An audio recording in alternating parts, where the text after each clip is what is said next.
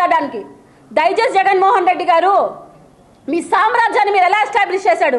సంతకాల సేకరణ బాగా గుర్తుపెట్టుకోండి. మీ నాన్న చనిపోతే సంతకాలు సేకరించుకొని ఈరోజు నాకు ప్రతిపక్ష హోదా కల్పించండమ్మా అనే అడుక్కునే స్థాయిలో నిలబెట్టి అగత్పాతాలనికి తొక్కాడు పవన్ కళ్యాణ్ గారు. మిమ్మల్ని అగత్పాతాలనికి తొక్కుతా అన్నాడు. మీరు అసెంబ్లీ గేట్ ఎక్కించిన అన్నారు.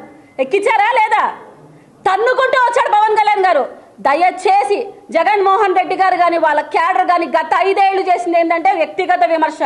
ఇప్పుడు అదే చేస్తానంటే ఈసారి రాష్ట్రంలో పార్ట్ టైం ఎమ్మెల్యేగా కూడా మీరు ఉండరు, పార్ట్ టైం పొలిటీషియన్గా కూడా ఉండరు. 11 సీట్లు కూడా పక్కకు తోసి మిమ్మల్ని రాష్ట్రం నుంచి పంపించేస్తారు. గడగడ గడగడ లాడించాడంట. అబ్బా ఈ వేవ్లెంత్ నాకు బలి నచ్చుతుంది. గడగడ సోనియాని ఆడించాడంట. బుడబుక్కులో ఆడిస్తూ ఉంటారు ఆ గడగడ అని.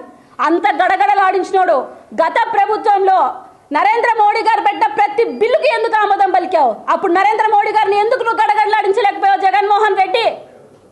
23 మంది ఎంపీలు నీ దగ్గర ఉన్నా ఒక్కసారి కూడా నువ్వు వ్యతిరేకత చూపించలేదు అసెంబ్లీలో కానీ పార్లమెంట్లో కానీ.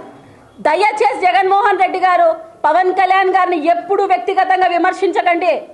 ఆయన శాంతియుతంగా ప్రజలకు మంచి అన్న ఒకే ఒక ఇంటెన్షన్తో రాజకీయాల్లోకి వచ్చాడు. ప్రజలకు మంచి చేస్తున్నాడు.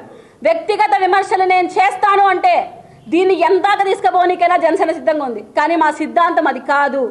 ప్రజలకు మంచి చేయాలని వచ్చావు, మంచి చేస్తాం. జై జనసేన.